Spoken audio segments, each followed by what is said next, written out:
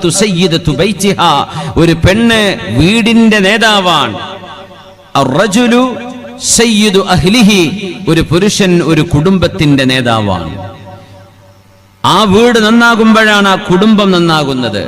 അപ്പോഴും പുരുഷന്റെ പണി നടക്കണമെങ്കിൽ പെണ്ണിന്റെ ഡ്യൂട്ടി അവിടെ നടക്കണം. അപ്പോഴേ പുരുഷന്റെ നേതൃത്വം അവിടെ ശരിയാവുള്ളൂ. ഇങ്ങനെ രണ്ട് ധർമ്മങ്ങൾ നിർവഹിക്കാനാണ് നമ്മൾ വന്നത്. ഇവിടെ ആണും പെണ്ണും അള്ളാഹു നിശ്ചയിച്ചത്. ആദം നബിയെയും അവർക്ക് ഭാര്യയായി ഹവ്വാ എന്ന ഉമ്മയെയും അള്ളാഹു സൃഷ്ടിച്ചത് അതുകൊണ്ടാണ്. മനുഷ്യരുടെ ജന്മമെടുക്കുന്നത് അങ്ങനെയല്ലേ? പൂർണ്ണ മനുഷ്യനായ ആദം നബിയെ കളിമണ്ണിൽ നിന്ന് അള്ളാഹു സൃഷ്ടിച്ചു എന്ന് പറയുകയും ആദം നബി അലൈഹിസ്സലാമിന്റെ വാരിയല്ലിൽ നിന്ന് ഇടതുഭാഗത്തെ വാരിയല്ലിൽ നിന്നാണ് ഹവ്വാ റളിയല്ലാഹു അൻഹയെ സൃഷ്ടിച്ചത് എന്നും പരിശുദ്ധ നബി തങ്ങൾ സ്വല്ലല്ലാഹു അലൈഹി വസല്ലം അവിടുന്ന് പറയുമായിരുന്നു, പെണ്ണുങ്ങൾ ശരീരബലം, കായബലം, മസിലുകൾ ഉണ്ടാവില്ല ആണുങ്ങളെ പോലെ. പക്ഷെ ആണുങ്ങൾ ഭയങ്കര കരുത്തുള്ളവരായിരിക്കും. പെണ്ണുങ്ങൾ മനസ്സുകൊണ്ട് കരുത്തുള്ളവരാ നമ്മളെക്കാളും. നമ്മൾ ശരീരം കൊണ്ട് കരുത്തുള്ളവർ. വ്യത്യാസമുള്ളവരുണ്ട് കേട്ടോ. പുരുഷന്മാരെക്കാളൊക്കെ നല്ല മസിലുള്ള ആരോഗ്യമുള്ള ജിം ചെയ്യുന്ന പെണ്ണുങ്ങളുണ്ട്. പിന്നെ പെണ്ണുങ്ങളുടെ അത്ര പോലും ആരോഗ്യമില്ലാത്ത ആണുങ്ങളും ഉണ്ട്. പക്ഷേ ജനറലി സ്പീക്കിംഗ്, നമ്മളൊരു സ്റ്റീരിയോ ടൈപ്പ് എന്ന് പറയല്ല, മൊത്തത്തിൽ പറയുമ്പോൾ മൊത്തത്തിൽ പുരുഷന്മാർ സ്ത്രീകളെക്കാളും ആരോഗ്യത്തിൽ വ്യത്യസ്തരാണ്. ശരീരാരോഗ്യം. പെണ്ണുങ്ങൾ മാനസിക ആരോഗ്യത്തിൽ നമ്മളെക്കാളും മുമ്പിലാണ് അവര്. ഒരുപാട് നന്മകൾ അപ്പുറത്തുണ്ട്, ഒരുപാട് നന്മകൾ ഇപ്പുറത്തുമുണ്ട്. ഈ രണ്ട് നന്മകളും ഒരുമിച്ച് ചേരുമ്പോഴാണ് ഒരു വീട് സന്തുഷ്ടമാകുന്നത്. ആ ഒരു രീതിയിലാണ് ഇസ്ലാം ഈ വിഷയത്തെ സമീപിച്ചിട്ടുള്ളത് എന്ന് സാന്ദർഭികമായി നമ്മൾ മനസ്സിലാക്കണം. അള്ളാഹുവിന്റെ ഹബീബ് ലോകത്തോട് വിട പറയുമ്പോൾ അവിടുന്ന് പറയുകയാണ്, ഇന്നി ഉഹർരിജു അലൈക്കും ഹഖ്ഖൽ ളഈഫൈൻ. ഞാൻ നിങ്ങളെ വളരെ ഗൗരവത്തോടുകൂടെ, വളരെ വിഷമമുണ്ടെങ്കിൽ തന്നെയും ഞാൻ നിങ്ങളെ ഏൽപ്പിക്കുകയാണ് ഹഖ്ഖൽ ളഈഫൈൻ. രണ്ട് ദുർബലരായ വിഭാഗം ആളുകളെ, ശരീരം ദുർബലരാണവർ, എന്നാൽ അവരുടെ കാര്യം നിങ്ങൾ എന്ത് വില കൊടുത്തും നിങ്ങൾ അവരെ സംരക്ഷിക്കണമേ എന്ന് അല്ലാഹുവിന്റെ റസൂല് പറഞ്ഞ രണ്ട് വിഭാഗം ആരെന്നറിയുമോ?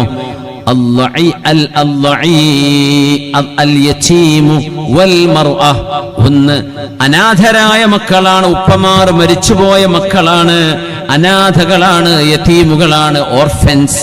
മറ്റൊന്ന് പെണ്ണുങ്ങളാണ്, അൽ മർഅ. ഈ പെണ്ണുങ്ങൾ അവരുടെ ശരീരബലം നിങ്ങളെ പോലെ ഇല്ല എന്നിരിക്കെ നിങ്ങൾ അടിക്കുകയോ പ്രഹരിക്കുകയോ വേദനിപ്പിക്കുകയോ അവരെ നിങ്ങൾ അടക്കി ഭരിക്കുകയോ ചെയ്യരുതേ. അവര് ദുർബലരാണ് ശരീരം കൊണ്ട്, എന്നാൽ മനസ്സുകൊണ്ട് അവർ ശക്തരാണ്. നിങ്ങളാണെങ്കിലോ ശരീരം കൊണ്ട് ശക്തരാണ്. അവരെ പോലെ അല്ല നിങ്ങളുടെ ആരോഗ്യം. അതുപയോഗിച്ച് നിങ്ങളുടെ പെണ്ണുങ്ങളെ വിഷമിപ്പിക്കരുതേ. അവരുടെ കാര്യമാണ് നിങ്ങൾ ഉണർത്തുന്നത്. കൂട്ടത്തിൽ യതീമുകളെയും, വാപ്പമാരെ മരിച്ചുപോയ മക്കളെ നിങ്ങൾ നോക്കണേ, സംരക്ഷിക്കണേ. നിങ്ങളുടെ നാടുകളിലെ യതീമുകൾ യതീംഖാനകളിലേക്ക് ഏൽപ്പിച്ചിട്ട് അവരുടെ കാര്യം അവര് നോക്കട്ടെ എന്ന് പറഞ്ഞ് ഒഴിഞ്ഞു മാറരുത്. ഒരു കുട്ടിക്ക് ഒരു വാപ്പ മരിച്ചാൽ ആ കുട്ടിക്ക് ഈ ഉമ്മത്തിൽ 100 ആയിരക്കണക്കിന് വാപ്പമാർ ആ കുഞ്ഞിനുണ്ടാവണം. ഒരു വാപ്പയാണ് കുഞ്ഞിനെ നഷ്ടപ്പെടുന്നതെങ്കിൽ ആ കുഞ്ഞിന് പകരമായി 100 കണക്കിന് ഉപ്പമാർ ഈ നാട്ടുകാരുണ്ടാവണം. യതീമുകളെ നിങ്ങൾ നോക്കണേ, പെണ്ണുങ്ങളെ നിങ്ങൾ നോക്കണേ, അവരെ നിങ്ങൾ സംരക്ഷിക്കണമേ എന്ന് ഈ ഉമ്മത്തിനെ ഏൽപ്പിച്ചുകൊണ്ടാണ് ലോകത്തിന്റെ ഗുരു അല്ലാഹുവിന്റെ ഹബീബ് സ്വല്ലല്ലാഹു അലൈഹി വസല്ലം 1400 വർഷങ്ങൾക്ക് മുമ്പ് അന്നൊരു റബീഉൽ അവ്വലിൽ ഹബീബായ തങ്ങൾ മദീനയിൽ വെച്ച് ലോകത്തോട് വിട പറയുമ്പോൾ നമ്മെ ഏൽപ്പിച്ച വിഷയമാണത്. അതുകൊണ്ട് മുഅ്മിനേ, സച്ചരിതരായ മഹദിമാർ, ഈ ഉമ്മത്തിന് വലിയ വലിയ സംഭാവനകൾ ചെയ്തവരെ നമ്മൾ ഓർക്കുകയാണ്. അഫ്ളലു നിസാഇ അഹ്ലിൽ ജന്ന ഖദീജതു വഫാത്തിമ വമർയമു വആസിയ. അഫ്ളലു നിസാഇൽ ജന്ന, സ്വർഗ്ഗത്തിലേക്ക് വരുന്ന പെണ്ണുങ്ങളിൽ ഏറ്റവും ശ്രേഷ്ഠരായവർ, സ്വർഗത്തിലേക്ക് വരുന്നവർ ഏറ്റവും ശ്രേഷ്ഠരായവർ എന്ന ഒരു ഹദീസ് ഞാൻ കണ്ടിട്ടില്ല, ഉണ്ടാവാം. പക്ഷേ പെണ്ണുങ്ങളിൽ ശ്രേഷ്ഠരായവർ എന്ന ഹദീസ് വളരെ പ്രസിദ്ധമാണ്. അഫ്ളലു നിസാഇ അഹ്ലിൽ ജന്ന, സ്വർഗവാസിനികളായ പെണ്ണുങ്ങളിൽ ഏറ്റവും അല്ലാഹു സ്ഥാനം കൊടുത്ത് ആദരിക്കുന്ന 4 പെണ്ണുങ്ങളുണ്ട്. ആരാണെന്നറിയുമോ? അതിലൊന്ന് ഹബീബിന്റെ പുണ്യനബി തങ്ങളുടെ ആദ്യ ഭാര്യയായിരുന്ന ഖദീജ റളിയല്ലാഹു അൻഹയാണ്.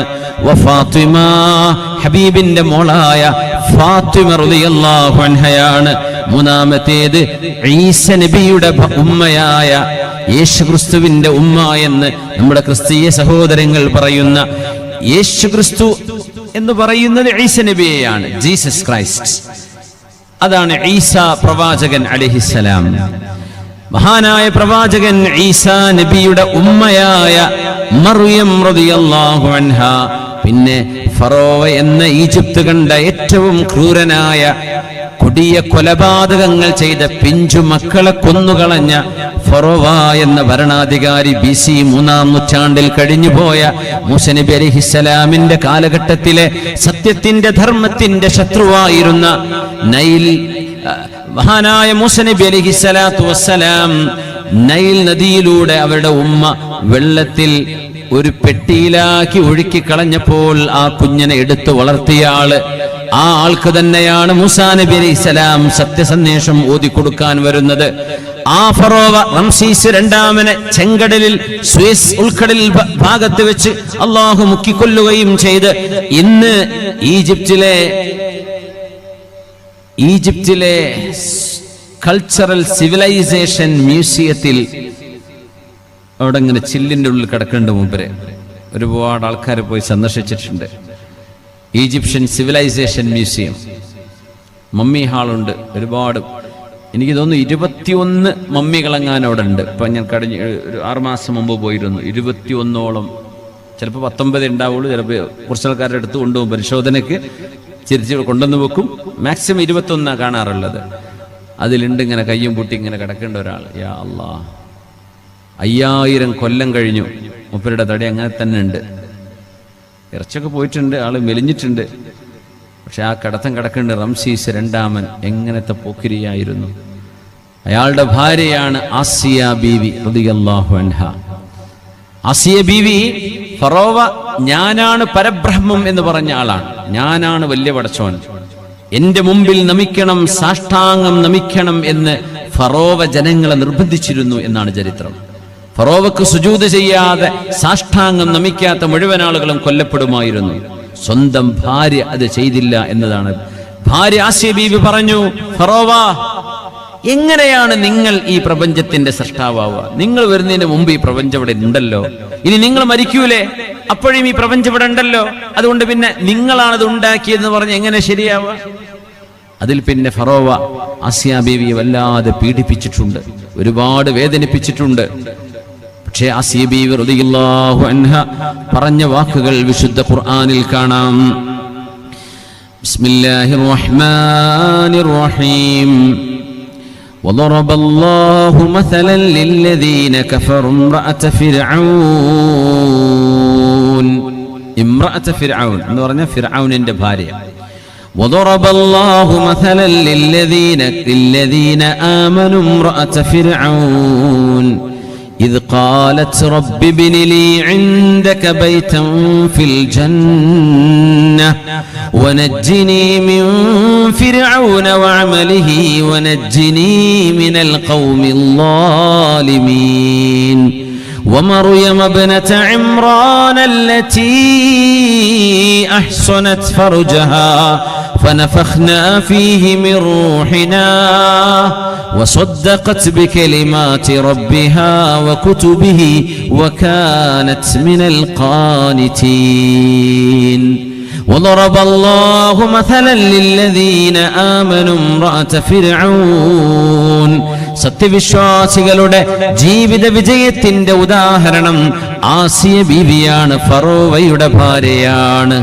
ഇത് ഖാലത്ത്, ഫറോവ ചുട്ടുപഴുപ്പിച്ച കുന്തമുനകൾ ഉപയോഗിച്ച് ആസിയ ബീവിയുടെ ശരീരഭാഗങ്ങളിൽ കുത്തുകയും അവരെ വേദനിപ്പിക്കുകയും മുറിവാക്കുകയും ചെയ്ത് ചുട്ടുപൊള്ളുന്ന മണലിൽ കിടത്തി ആ മഹദിയെ ദാരുണമായി ഇഞ്ചിഞ്ചായി കൊന്നുകൊണ്ടിരിക്കുമ്പോഴും ആ മഹദി പറഞ്ഞ വാക്ക്, റബ്ബി ബിനി ലീ ഇൻദക ബൈതൻ ഫിൽ ജന്ന, അല്ലാഹുവേ നിന്റെ സ്വർഗ്ഗലോകത്തൊരു വീട് എനിക്ക് തരേണമേ. ഫറോവയുടെ കൊട്ടാരത്തിൽ നിന്ന് അയാൾ എന്നെ പുറന്തള്ളിയിരിക്കുകയാണ്. പച്ചമണലിലാണ് ഞാൻ കിടക്കുന്നത്. ഈ സൂര്യന്റെ നട്ടുച്ച നേരത്തെ ചൂടുള്ള പഴുത്ത കല്ലുകളിൽ മഹദിയെ കിടത്തിയിട്ട് ആ ശരീരത്തിലേക്ക് മൂർച്ചയുള്ള കുന്തം അതിന്റെ അഗ്രഭാഗം പഴുപ്പിച്ചിട്ടാണ് മഹദി റളിയല്ലാഹു അൻഹയെ ഫറോവ എന്ന ഭരണാധികാരി സ്വന്തം ഭാര്യ അല്ലാഹുവിൽ വിശ്വസിച്ചതിന്റെ പേരിൽ ആ പെണ്ണിനെ, ആ മഹദിയെ അയാൾ ശിക്ഷിച്ചത്. അപ്പോഴും പെണ്ണ് പറഞ്ഞ മറുപടി ഈമാനിന്റെ ഏറ്റവും അതിശക്തമായ അടിപതറാത്ത വിശ്വാസത്തിന്റെ ഏറ്റവും വലിയ പ്രതീകമാണത്. അല്ലാഹുവേ, ഈ ലോകത്ത് നിന്ന് ഞാൻ കണ്ണു ചിമ്മും, ഇവിടെ നിന്ന് ഞാൻ മരിക്കും, വേദന കൊണ്ടാണെങ്കിലും അല്ലെങ്കിലും എന്റെ ആയുസ് തീർന്നു പോകുന്ന ലോകമാണിത്. എന്നാൽ നിന്നെ കാണാൻ വരുന്ന അന്ത്യനാളിൽ എനിക്ക് അല്ലാഹുവേ നീ ഒരു സ്വർഗം നൽകുകയാണെങ്കിൽ ആ സ്വർഗം എന്ന് മഹദി ചോദിച്ചപ്പോഴും ഒരു കാര്യം അതിനോട് ചേർത്ത് വെച്ചു. ഇൻദക, നിന്റെ ചാരത്ത്, അല്ലാഹുവേ നിന്നെ കാണാൻ കഴിയുന്നിടത്ത്.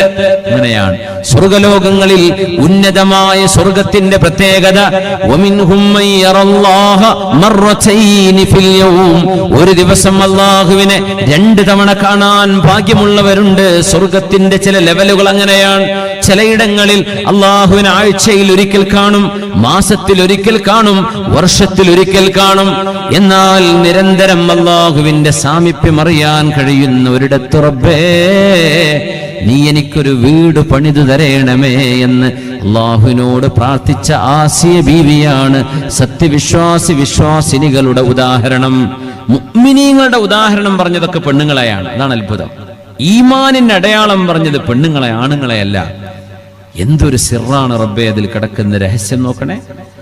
إذ قالت رب ابن لي عندك بيتا في الجنة ونجني من فرعون وعمله ونجني من القوم الظالمين. ഫറോവയിൽ നിന്ന്, അവന്റെ അക്രമികളായ പോലീസുകാരിൽ നിന്ന് എന്നെ രക്ഷിക്കണമേ, എനിക്ക് സ്വർഗലോകത്തൊരു വീട് തരയണമേ എന്ന് BC 3000 ഇവിടെ നിന്ന് നമ്മുടെ കാലഘട്ടത്തിൽ നിന്ന് 5000 കൊല്ലങ്ങൾക്ക് മുമ്പ് ഈജിപ്തിൽ വെച്ച് മരണപ്പെട്ട, ദാരുണമായി കൊല്ലപ്പെട്ട ഷഹീദത്താണ്, രക്തസാക്ഷിയാണ് മഹദി ആസിയ ബീവി. അവര് നിങ്ങൾക്ക് ഉദാഹരണമാണ് എന്ന് ഖുർആൻ പറഞ്ഞിട്ട് അടുത്ത് പറയുന്ന ആളാരാണെന്നറിയുമോ? ഈസ നബിയുടെ ഉമ്മയാണ്, യേശുക്രിസ്തുവിന്റെ ഉമ്മ. ഈസാ നബിയുടെ ഉമ്മയായ മേരി, മറിയം അലൈഹിസ്സലാം. വമറിയം ഇബ്നത ഇമ്രാൻ, ഇമ്രാനിന്റെ മകൾ മറിയമാണ് അടുത്ത ഉദാഹരണം. വിശ്വാസത്തിന്റെ ഉദാഹരണം രണ്ടും പെണ്ണുങ്ങളെ ഖുർആൻ പറഞ്ഞത്. ഖുർആനിൽ ഒരു മഹദിയുടെ പേരിൽ ഒരു സൂറയുള്ളത് സൂറത്ത് മറിയമല്ലേ? യാ അല്ലാഹ്, സൂറത്ത് മറിയം. പെണ്ണുങ്ങൾ, സ്ത്രീകൾ എന്ന അർത്ഥത്തിൽ തന്നെ ഒരു ചാപ്റ്റർ ഖുർആനിലില്ലേ? സൂറത്തുൻ നിസാ. ആണുങ്ങൾ എന്ന് പറഞ്ഞൊരു ചാപ്റ്റർ ഖുർആനിലില്ല. സൂറത്തുൻ നിസാ. ഏതാണുങ്ങളും പരിപൂർണതയിലെത്തിയത് അവരുടെ ഉമ്മമാർക്ക് ജനിച്ചപ്പോഴാ, അല്ലേ? നമ്മുടെ ഉമ്മമാരില്ലെങ്കിൽ നമ്മൾ